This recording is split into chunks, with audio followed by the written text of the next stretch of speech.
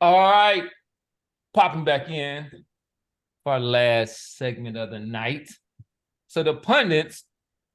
So after the latest demolition that Canelo Alvarez performed inside the ring, we thought it was an opportunity to re-examine the our top five pound for pound, but we also want to kind of give ESPN's top 10 pound for pound. But because we have two combatants that were in the top 10 pound for pound and within some of ours top five, we thought it was a good opportunity to kind of re-examine this our top five pound for pound, and then see how these performances have shaken up these rankings at the time.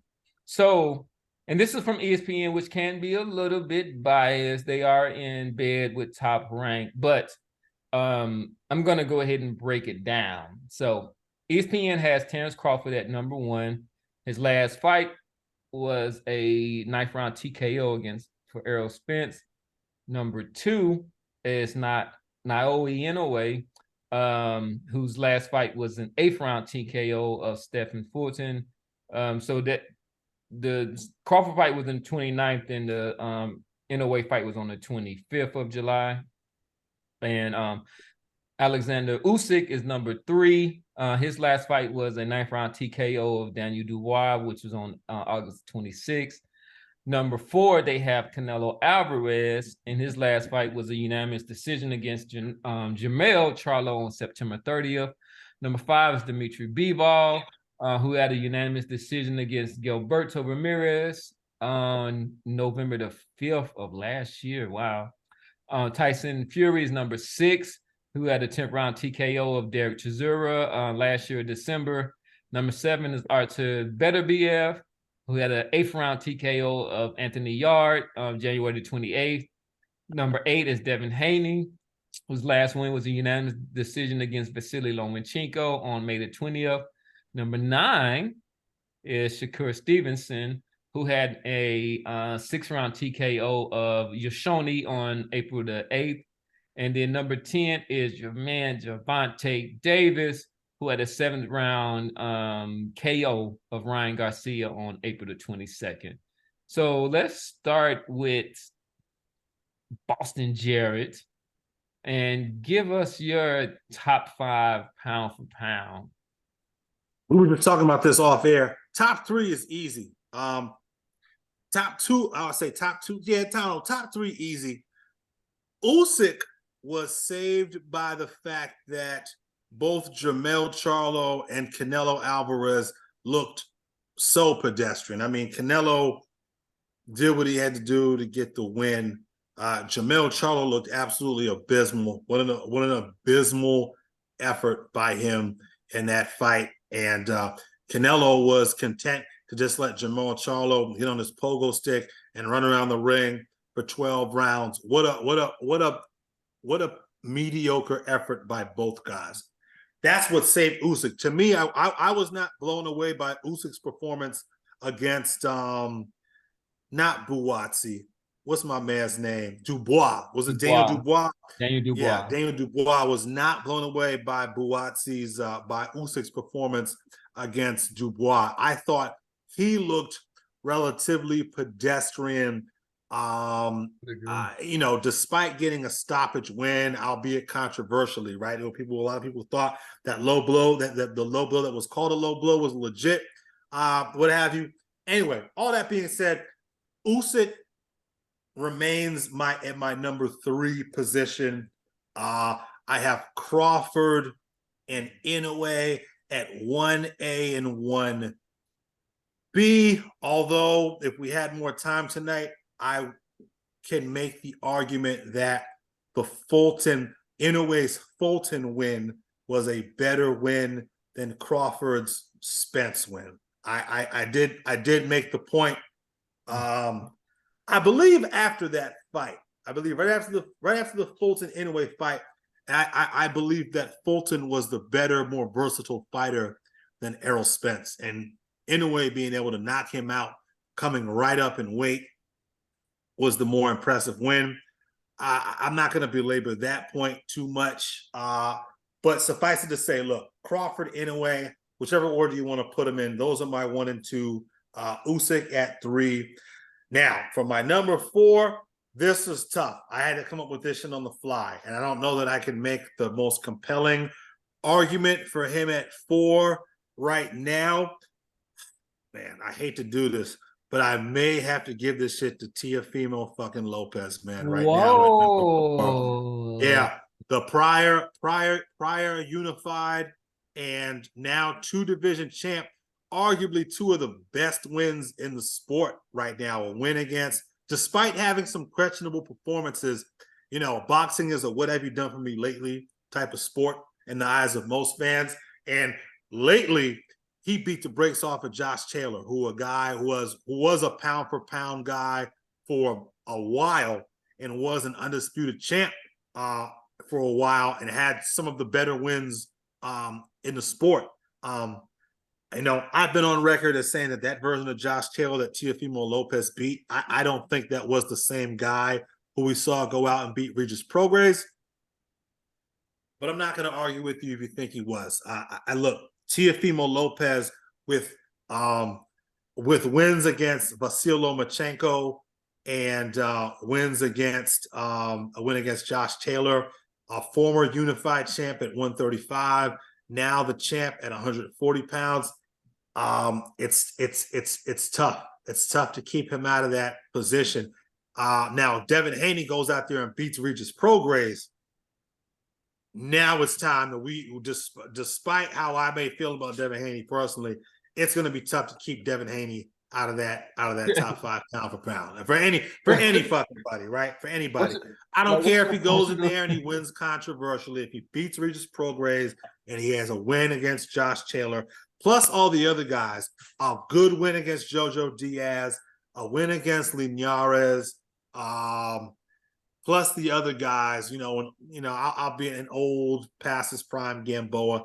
The kid has quietly amassed a pretty decent resume. But that hasn't happened yet. The fight hasn't happened yet. Right now, the Teofimo Lopez, I have as my number 4 pound for pound guy. And at number 5, right. Jesus Christ. Man, I finally have the excuse I think I need to put Artur Beterbiev as my number 5 pound for pound fighter. Thanks to Jamel Charlo and Canelo Alvarez for putting up fucking lackluster, mediocre performances. They've given me the excuse I need to elevate Artur Beterbiev into my top 5 that stated, pound for pound. You were, and just to say that you were out the country, you were in some remote. We won't kind of get into your business.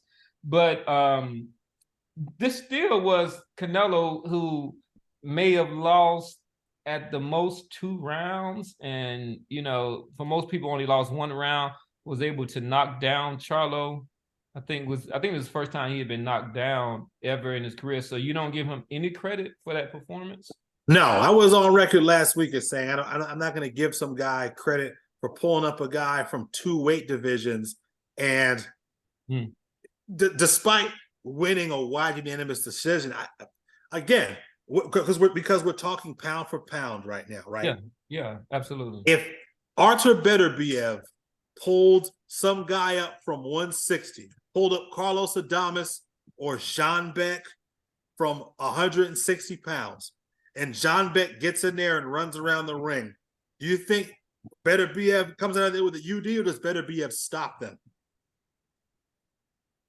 Again, we're talking about a guy with 100% KO ratio. Yeah, I mean, the question was almost rhetorical. I think that's right. If Terrence Crawford pulls up Vasyl Lomachenko from 135 pounds, and Vasyl Lomachenko gets in there and runs for his life in there for 12 rounds, does Terrence Crawford escape with a 12-round UD, or does Terrence Crawford put Lomachenko in a fucking box? Crawford is putting Lomachenko in a fucking box. And it's the same thing with Inoue. I'm not even going to ask the question with Inoue, because Inoue has put almost everybody he's fought into a box, much less pulling up some guy from 2 divisions below him to fight him. Inoue is going to put that guy in a box. So no, I don't give Canelo any credit for coming away with some lackluster UD against Jermell Charlo. If anything, like I said, he dropped. That's enough reason for me to drop him out of my pound for pound. Like I said, look, I didn't give Spence any credit for the Mikey Garcia win, right? So I got to be consistent. If you think I'm wrong, audience, I'll be that, but I've got to be consistent. You know, I've got to be consistent. So that's my 5, right? So we got Crawford Inoue, however you want to place Inoue. We got Usyk in there, although Usyk is on thin ice for me. He's got to come out and I guess he's got to beat Fury. He gets knocked out by Fury, and that drops him out of the top 5. And then I've got Teofimo Lopez. I'd love to hear a compelling reason to not put Teofimo in my top 5. I'll take whatever argument you give me to knock him out of the top 5. I'm not some huge Teofimo guy, but I got to give the kid credit where credit is due. He's a skill guy. He's demonstrated a high level of skill, and he's beaten some high-quality guys. And we got a guy in Artur Beterbiev who quietly has one of the better resumes in the sport and has a 100% KO ratio against those guys, against guys like Vosdick, against guys like Anthony Yard, against a guy, my man Marcus Brown, who is not an easy out. Okay, he's going in there and he's stopping those guys. So yeah. All right, yeah, I mean that's a very compelling argument. I have a hard time kind of going against that. The casual Rand, what say you? All right. Yeah, I just want to go. I want to start at the end first. I mean, like my honorable mentions people are that why I'm excluding both Charlo and Canelo.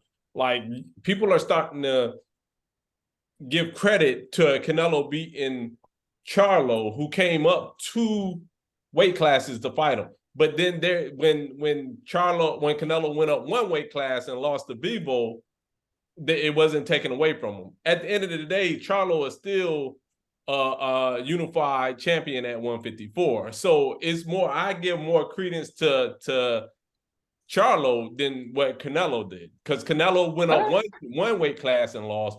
Charlo went up 2 weight classes and lost. And both of them are still undisputed and unified champions. But so, at least Canelo went in there to win, though. Against Bivol? What is going to say at the end? He lost. So, all right. You know what I'm saying? You want to give him a participation trophy? So all right. That wipes them 2 out my top 5. Teofimo was my honorable mention. And like, he would be undefeated now, but he proved paperwork. He showed receipts that he was actually hurt during the Kambosos fight. So we was wondering, because it was like, yo, this doesn't seem like him at all. He's just trying to swing, get him out the fence. Bruh. And then he came back and he should be mentioned in the top 5 pound for pound. That has nothing to do with the way that he fought in that fight. But he was hurt. He shouldn't even been in that ring. The dude was walking. He wasn't using any footwork. He went in there with no respect for the opponent, but he shouldn't have been in the ring. Humbled. Period. He got humbled in that fight, and I understand. But Cameron, he legitimately shouldn't have been in that ring. Period. I mean, why shouldn't he been in the ring? Because he had that damn air bubble in his lung type thing. But you talking about Teofimo? Yeah, but tell me what issue did it cause stamina issues? Man, I don't know. They said he could have died in that Joker. Exactly. Everybody that get in the ring can die. I don't want to hear that. Bro. But all right. Yeah, all right. But what he's done since then, put him in honorable mention. My top 5 is the same top 3 is Boston, you know what I'm saying? Inoue, Crawford, Usyk. No arguments there. My number 4 is Beterbiev. Being finally coming around. 100% KO rate, you know what I'm saying? He can thump. My number 5, and I know it's gonna be controversial to all of y'all, but you're gonna say Devin Haney. the dude ain't lost. And Definitely. since we already put a heavyweight on there, this heavy Fury will beat fucking Usyk. So I'm gonna put Fury as my number 5. Traditionally, everybody used to say no, we can't put heavyweights because it's not supposed to be. But since we got Usyk is on there. Fury is gonna dust Usyk ass, but I put him. But since his lack of fights recently, I'm gonna put him at number 5. To be clear, Usyk is a cruiserweight that moved up to heavyweight. A guy who was heavyweight. He got a heavyweight belt, bro. If he got the belt, then he's a heavyweight. I get it, but there's got heavyweight belts. He's a unified heavyweight. Yeah, he got heavyweight belts. That motherfucker is heavyweight as a heavyweight gets. No, but most heavyweights start and end their career at heavyweight. Usyk is a unique exception to that. I think Corey Spinks, not Corey. Which Spinks was it that went up from cruiserweight and fought Mike Tyson? Was it Leon or was it Corey? Michael? Jesus Christ, a lot of Spinks, man. That's a pretty serious family of boxers. All them guys are good. Yeah, Mike. Corey was the welterweight that got beat by Zab Judah. Yeah, he got knocked out by Zab Judah. Yeah. Leon was the one that lost to beat Muhammad Ali. Yeah, and then Leon was Corey's pops or whatnot. Okay. All right, but yeah, Usyk, man. Not your typical heavyweight, but fair enough. If that's your argument, I'm not gonna sit here and try to debate with you. Usyk he certainly is unified. He's as heavyweight can be right now. So if that's you're using that as an exception to the rule, fair enough. Fury, huh? That is going to be a little controversial, though. I wonder what the people in the comments are going to have to say about that, having a heavyweight, because Tyson Fury is as heavyweight as heavyweight can be, right? This motherfucker got me 270 pounds, but his skill set, right? If we're looking at the traditional definition of pound for pound, his skill set. It is an interesting question to ask. His skill set probably translates the best out of, besides Usyk, translates the best down at lower weight classes. If he were magically fucking 175 pounds or 168 pounds, that style of fighting that he has is a pretty versatile guy now that he's with Sugar Hill, man. It's an interesting point. It's an interesting discussion to have, man. He's and if he goes in there and becomes undisputed against Usyk, man, it's we'll have to go back and revisit that. We'll have to go back and revisit this. We'll have to do it sooner probably because Haney coming up here. We got several fights coming up here. So yeah, we'll see. Interesting.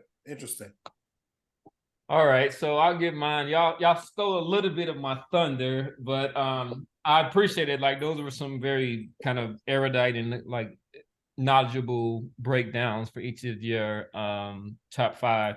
And so I'm gonna take the reverse order, like the casual ran, and go like from 5 to 4. Well, actually, you know what? I'm not gonna do that because the suspense actually lies in 4 and 5. Because, 4 and 5. Yeah, I thought about putting Inoue at 1, just because of this guy has kind of been moving through the weight, and like he has been taking out fighters in a very, not only in a stylistic manner, but it's been very technical, and it's he's showing very few flaws in there. But I think we have to give Crawford almost this kind of emeritus type of acknowledgement that he's been doing it for a minute. He's been doing it at a high level, and it's hard to be able to not discredit, but kind of take away from his work just because his opponent might not have been at his highest level. So I'm going to go ahead and put Crawford at 1. I don't mind the 1A and 1B, but I'll go ahead and give Inoue at 2.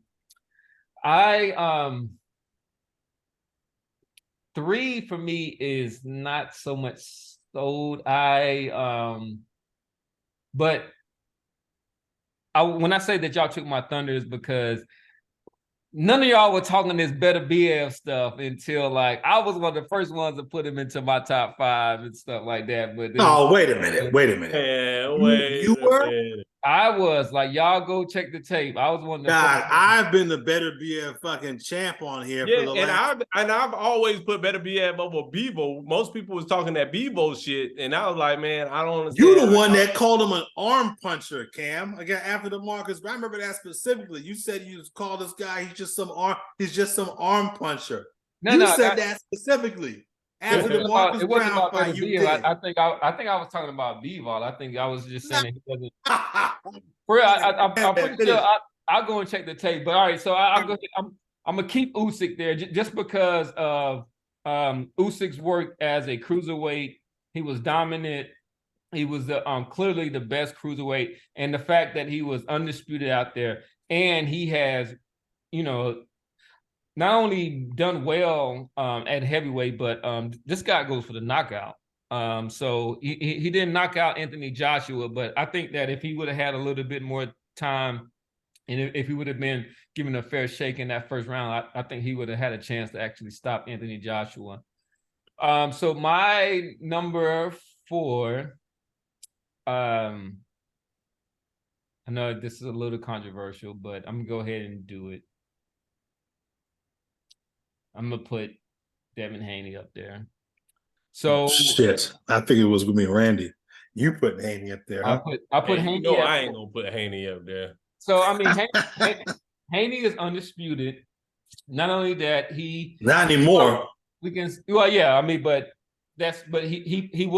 was undisputed, and then he took on Vasily Lomachenko, who I thought was maybe a little bit past his years, but showed a very, very good performance. And even if I didn't think, he was given that win in that fight. And so the thing about Devin Haney is that he's really done everything that we've asked of him. So at a certain point, he's got to, we got to give him credit. At a certain point, this guy does have sublime boxing skills, and he doesn't knock out everybody or really anybody.